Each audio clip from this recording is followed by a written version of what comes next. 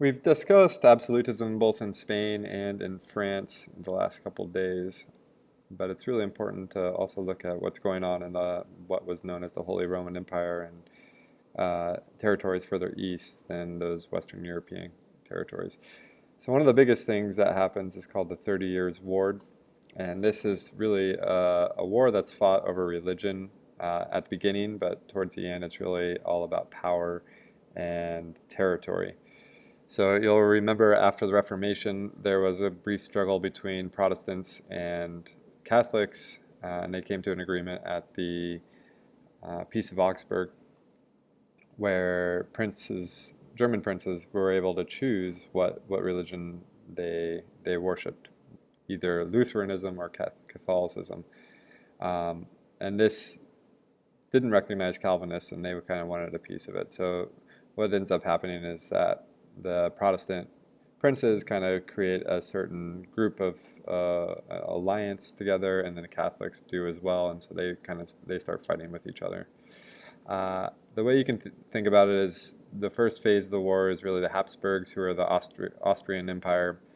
They're Catholic, and they pretty much dominate the first parts of the war. But then the tides turn towards the end, and the Protestants start winning the war. Another important person to know is Gustavus Adolphus, who was a Lutheran. He was the king of Sweden, who came and kind of turned the tide of the war, and he was a great military leader. He was a great strategist and made a lot of difference during this time period. The French actually joined the Protestants, even though they were a Catholic country, and this is kind of highlights how it wasn't just a fully religious war, but also a war about territory and power. So the French fought with the Protestants against the Habsburgs, and eventually were kind of able to defeat the Habsburgs. But essentially, this war really caused a lot of turmoil.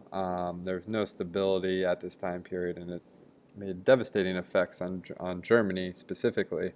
The economy and trade was completely ruined. Agriculture was ruined. People weren't able to tend the fields, so you actually had a famine that resulted out of this afterwards as well. But one good thing that came out of it was called the Peace of Westphalia. And the Peace of Westphalia was kind of the first of its type. It's where leaders of countries actually got together and negotiated a peace treaty. And this is going to kind of set a precedence of how Europe's going to move forward in terms of conflict and how to resolve it. But the ultimate results of the Peace of Westphalia is that, or the end of the 30 Years' War, is that the Habsburg states of Spain and Austria are weakened quite considerably from this. If you'll remember, Charles V kind of controlled all this territory, and he split it between two sons. So you had the Habsburg Austrian and the Habsburg Spain. But regardless, both of these sides lost influence and power during this struggle. It strengthened France because they gained a lot of German territory, and it also allowed the German princes really complete independence from the Holy Roman Empire. And it's at this point that the Holy Roman Empire pretty much ceases to exist. So you can kind of see here the purple represents the Austrian Habsburgs, while the orange represents the Spanish Habsburgs that still have control of the Spanish Netherlands, but they'll eventually lose that. And then the Holy Roman Empire is here. The strongest state of Germany will become known as Brandenburg or Prussia. It starts here, but it starts to spread, and they're going to be the ones that actually eventually ally all Germans to create one country itself. So states did start to form in Central Europe, but quite a bit later than those in Western Europe. So one of the major components of this is that there's a lot of economic differences with the West. First off, serfs or peasants were not allowed any kind of freedom in the Central European countries, which is different from in France and Spain and England because they had been emancipated quite some time before that. In addition, the landowning elite had a lot more control in these territories, while in Western Europe, they really didn't have nearly as much control or power. But what's established there is really there's pretty much pretty weak empires. The nobles, like I said before, they have a lot of control and power, so it weakens these centralized kings. The Polish king himself had very limited power, You also kind of had the Ottoman Empire reaching its pinnacle around this late 1600s, early 1700s, and the Holy Roman Empire has really no allegiances, so it's weak, so it kind of creates this vacuum, and what's going to fill this vacuum in? First off, the Habsburgs in Austria, they're one that's going to try to really establish a firm hold in a lot of Central Europe. So they try to increase absolutism first by reconquering a territory known as Bohemia, which was in present-day Germany. They also are in Czech Republic. And they also had the Czechs pledge loyalty to them, and they also retook Hungary from the Ottomans. So they took it back from the Muslim conquerors and made them swear allegiance to the to the Austrian Empire. Charles VI did a lot of this work, and he was trying to make sure that his empire stayed as a strength moving forward. So he made nobles promise their support for his heir, who was this lady right here, Maria Teresa, who was actually really well known and a pretty famous ruler. Prussia was also on the rise because of this vacuum, and this family is the Hohenzollerns, and they rule Prussia, the German state. And what they really emphasize here, Frederick William, who's this guy right here, really emphasizes having a strong army. He knows that in order to be, since they're so centrally located, they need a strong army in order to protect their borders, things like that.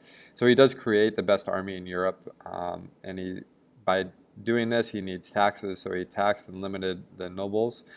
And so the landed estate, the nobles are called the Junkers. They resist, but eventually they're given kind of rank in the army, and so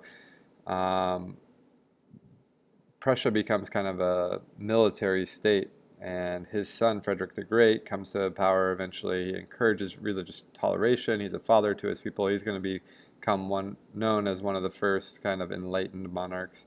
But this really sets the precedent for Germany itself. It's very militaristic, kind of might rules instead of diplomacy. So with that being said, Prussia gets a little aggressive and actually wants a border area called Silesia, which is between Austria and Prussia. And it's rich in iron ore and textiles, etc., and manufacturing. And so he wants that to boost his economy.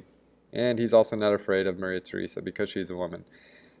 However, Maria Theresa is actually very quite powerful and smart, and so she actually asked the nobles of Hungary for assistance, and they pledged that assistance to her.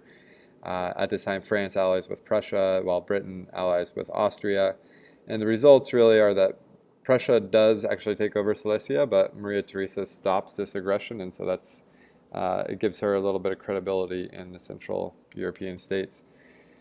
And then you also have a clash known as the 7 Years' War in in Europe. It's also known as the French and Indian War in North America. But this is when those allies that had aligned during the Austrian succession kind of switched. And so you had France, Austria, and Russia fighting on one side against Britain and Prussia on the other side.